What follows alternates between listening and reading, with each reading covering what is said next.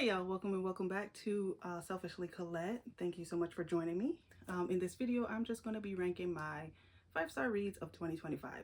So go ahead and stick around.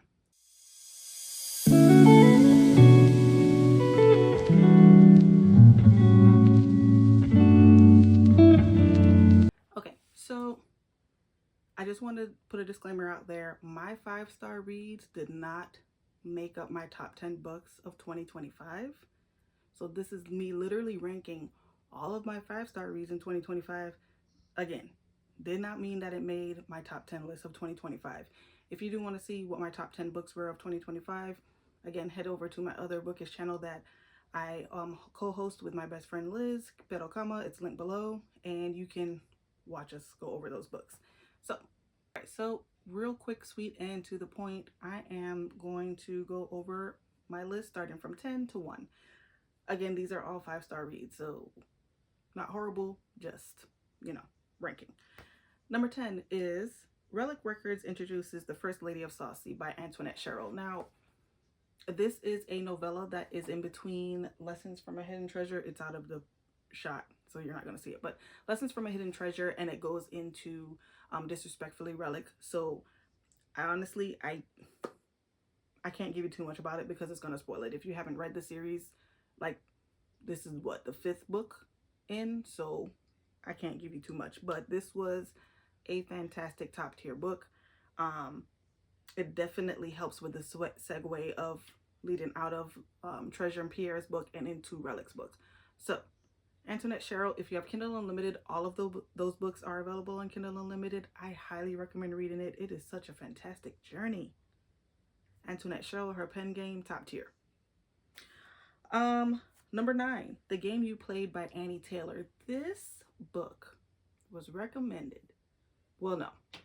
Liz and I did an author spotlight. So we were supposed to read an author and go each read a book from that author and go over the book. So I picked The Game You Played by Annie Taylor. I'm not a thriller girl. Not my typical type of read. Ate this book up. 5 stars, which is what led me into my resolution of 2026 of reading more thrillers, because I'm sorry, this was so good. I have my notes on my notebook, y'all. That's why I'm looking down. I said that this follows, I gave you a brief synopsis, but this is basically following the female main character. I can't remember her name, but her son goes missing. Her 2-year-old son goes missing. It makes headline news in Australia, and the twists and turns of figuring out what happened to her child, who's in on it, who's not in on it, while also traversing through her normal day-to-day life with her shitty husband. Oh, I couldn't stand him. I wanted him to die. Spoiler, he didn't die. But, But this was a really, really, really good book. I listened to the Audible. I think it's still available on Audible Plus if you have that. Narrated by an Australian author, and I think that made it even better. And the visualization of how she pictured or how she painted Australia, I felt like I lived there my whole life. Like, I could see everything she was saying. The clarity of the way she expressed everything, fantastic. I would highly recommend you read this book. My number 8 then brings me to A Proposal They Can't Refuse by Natalie Kanya.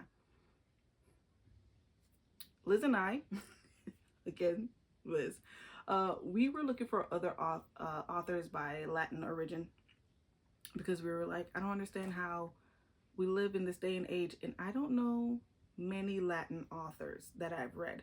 They're very few and far between. I know, obviously, more Black authors. I know white authors. I know even more Asian authors.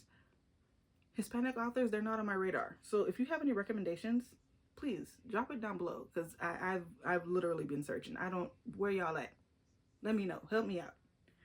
But yes, A Proposal They Can't Refuse by Natalie Kanya. This book follows Camila and Liam. Camila is the youngest daughter of a Puerto Rican family. They own a restaurant, and she loves to cook. She is a chef. She wants to, upgrade or update the restaurant, the family restaurant. The family is kind of over it. They don't even want to deal with it. But she has ideas for the recipes that she has and how she can kind of update them a little bit or do some type of fusion work with them. So that's her thing. And then you have Liam, who owns or is a partial owner to a whiskey distillery that he co-owns with his grandfather, Killian. And Killian and Papo Vega, which is Camilla's grandfather, they are best friends, and so the families grew up together. Camilla and Liam are kind of like frenemies. They were best friends. Something happened. They fell out. So they're kind of frenemies, you know? And they are basically coerced into, by their grandparents, their grandfathers, into doing a fake proposal so that they can take over the business, the family business. And, you know, hijinks ensues. But I love the way this author captured everything. It wasn't just her fault for everything. It wasn't just his fault for everything. They both had areas where they needed to grow, and you saw that they grew together, and they kind of rediscovered the friendship that they had in themselves, and then while working on the things for themselves by themselves. So I loved it. I loved it. I cried at the end. It was a fantastic book. I highly recommend it. I don't want to give too much because I don't want to spoil anything, but I would highly recommend that book as well. Number 7, Red Rising by Pierce Brown. If you have not jumped on the Red Rising train, this is your time. Top tier.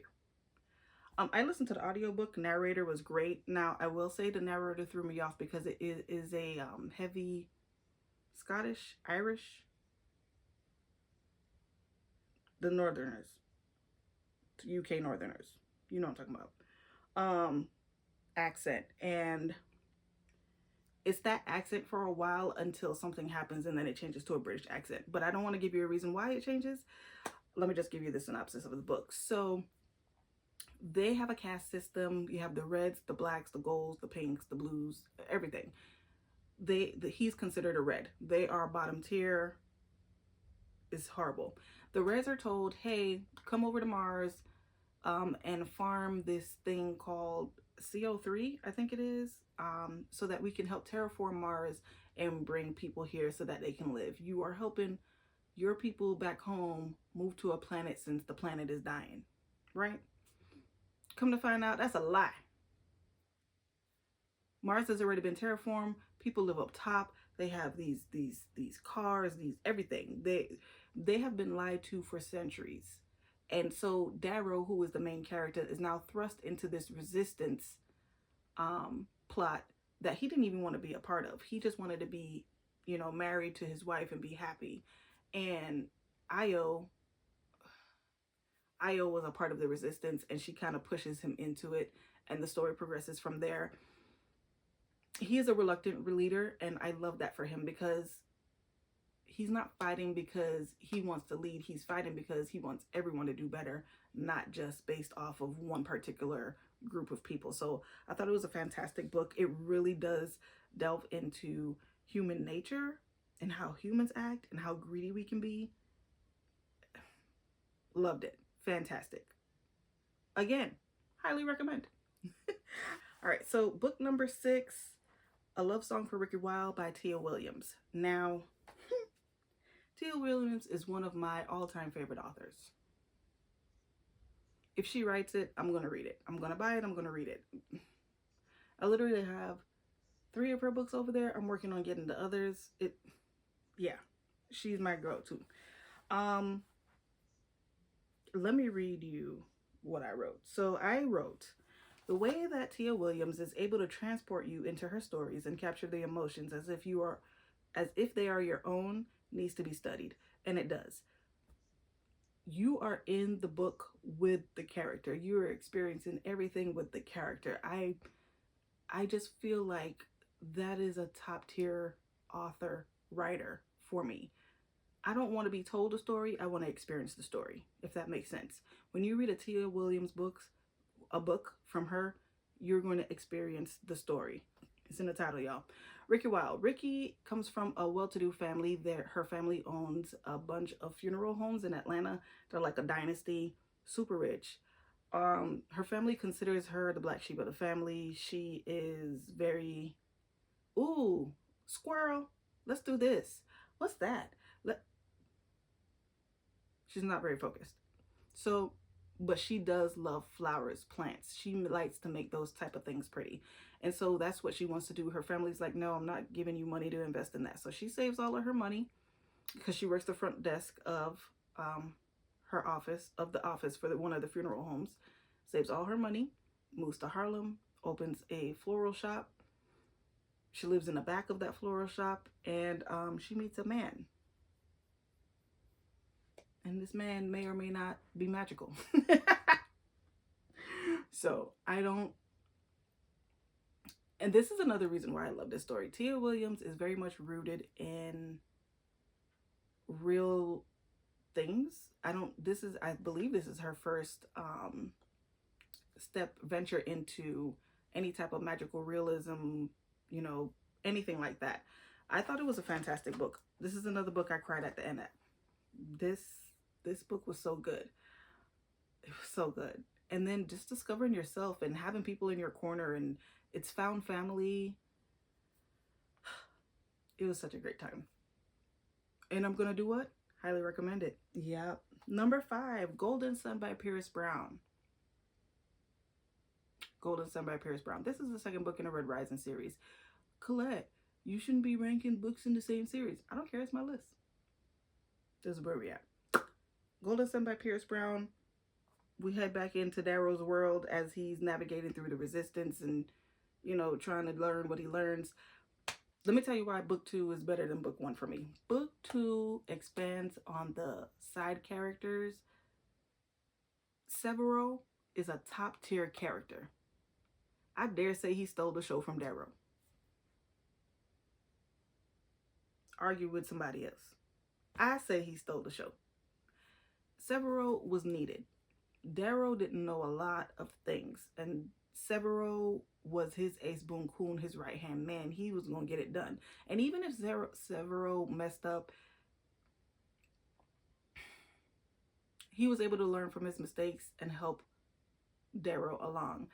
His assists, if this was a basketball game, they would be shouting about all the assists he did in the game. Severo was that dude. But again, I can't, because it is book 2, I can't really go into it. You'd have to read Red Rising. But book 2, top tier. Loved it. All right, so now we're into number 4. Number 4 is The Strength of the Few by James Islington. Tell you something, James Islington, this man knows how to write. He's another one. Okay. Again, Strength of the Few is the second book in the Hierarchy series, so I honestly can't tell you anything about the book. Typically, you can give some type of little synopsis. I honestly can't. Only because the way book 2 is set up, it will spoil everything in book 1 for you. You would have to read book 1, which is The Will of the Many. The Strength of the Few, there is a reason he needed to make this series into a trilogy and not just a standalone or a duology. This is not just a money grab or a let me see what I can do and I'm bored type situation. This man is taking you on a journey, and goddamn, I love it. It is fantastic. James Islington, sir, you did your big one. Next book, number 3, Pride and Prejudice by Jane Austen. Now, y'all know, I don't know if y'all know, I love Pride and Prejudice. I will sit there and watch the movie on repeat. I don't care. Like, I've never seen it. I watched the series. I think it's fantastic. Never read the book until 2025, last year. And I realized the book was way better. Now, does that take away from how I feel about the movie and the show? No. No, it does not. No. But the book is fantastic. This book is honestly a legacy for Jane Austen. The fact that she was able to publish this book in 1813 and is still relevant today in 2026. If that's not a legacy, I don't know what is. And she's honestly the blueprint author for romance books. Okay, so this follows Elizabeth Bennet. Elizabeth hears something Mr. Darcy says, and it puts her off of him, and she's such a proud person. Her pride is what feeds her prejudice against Mr. Darcy. This book is aptly titled, by the way. Um, and honestly, in the movie and in the show, she is tamed a lot. In the movie and the show, she seems a little bit more insightful. In the book, she's insufferable. She is a little know-it-all. But they both grew, Mr. Darcy and Miss Bennet, or Elizabeth. Um, the yearning, the discoveries, the self growth, and having to apologize and take accountability. Top tier. Top tier. Highly recommend. If you want to, if you guys are joining the anti-brain rot challenge with me, which I linked in the last video, or I can go ahead and link it in this one again for you, but that's your classic for the year if you want to read it. I would highly recommend it. Number 2, George Orwell's 1984, an Audible original adaptation. This book blew me away. Blew me away. 1984 was published in 1949. I'm going to do it again. 1984 was published in 1949, and this man saw the future. He thought it was going to be 1984, but really it's now. This is a dystopian 1984. Everything is heavily monitored. Winston, who is the main character, is starting to think that this may not be the best way to live. That's a huge no-no. You are fed propaganda. You are told what to think, and everyone is supposed to think the same thing. And they're very big on uniformity. And Winston is starting to have thoughts like, hey, I don't think this is the best way to go about this. They also have something called thought police. If they think or suspect that you may be thinking something different, they will take you away. Never to be seen again. It's insane. It is insane. This book was so good, though. This was narrated, again, this is an Audible adaptation. This was narrated by Andrew Garfield, Cynthia Erivo, and Tom Hardy. There were some others in there, but those are like the bigger names, I guess you would say. This book just made me think about where we are in society and how we are fed whatever. There is no fact checking. There is baseless comments all the time. He predicted the future. And I'm sure he was going through that in 1949. But yeah, even more so now. Even how one of the conversations being had in the book was that they can update your history books so your parents, and your grandparents will remember something, but your children who are now learning the updated history book, learning from the updated history book, they don't know it. By the time all three of you, your generations have died out, this is the only history that they've known. They're none the wiser. So it's not hard to change what's being happened or what's being said or how it's being portrayed. So really good book. I would highly recommend listening to that. Again, this was on Audible. It is an Audible Plus book, if I'm not mistaken. I do want to read the actual novel itself, the 1984 novel by George Orwell, but this was fantastic. And now we are going to my number 1 5-star read of 2025, which is Blood Over Brighthaven by M.L. Wang. I've heard it pronounced as Wang. Correct me if I'm wrong. Let me just read my notes. I did not expect the book that I got when I went into this story. Facts. So the premise is a woman who wants to be the first female mage because she knows, like we all know, that women are capable. So in this society, women are treated as property, and they are told, get a job that's not going to stress you out and be a wife and procreate. That is it. That is your main focus in life. And she wants more than that. She knows that she can do more. She believes she should be able to do more. I'm with you when you write. I'm rooting for you, right? Protagonist, we're rooting for her. Okay. So then she passes, and she is now the first female mage. She is sent to, I don't know what this is. I don't know if it's the government or what, but it's something, child. So she goes, and the men there are like, they don't even give her a proper assistant. All of the mages have assistants. They give her Tamil, or Tommy as they call him, because he's a Quen. A Quen is an immigrant, so they don't have the time.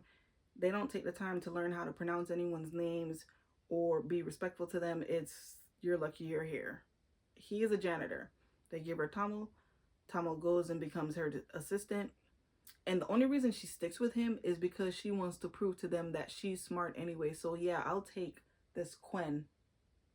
It's like a curse word. Ugh, this thing right here. And I'm gonna prove to you that I can do better.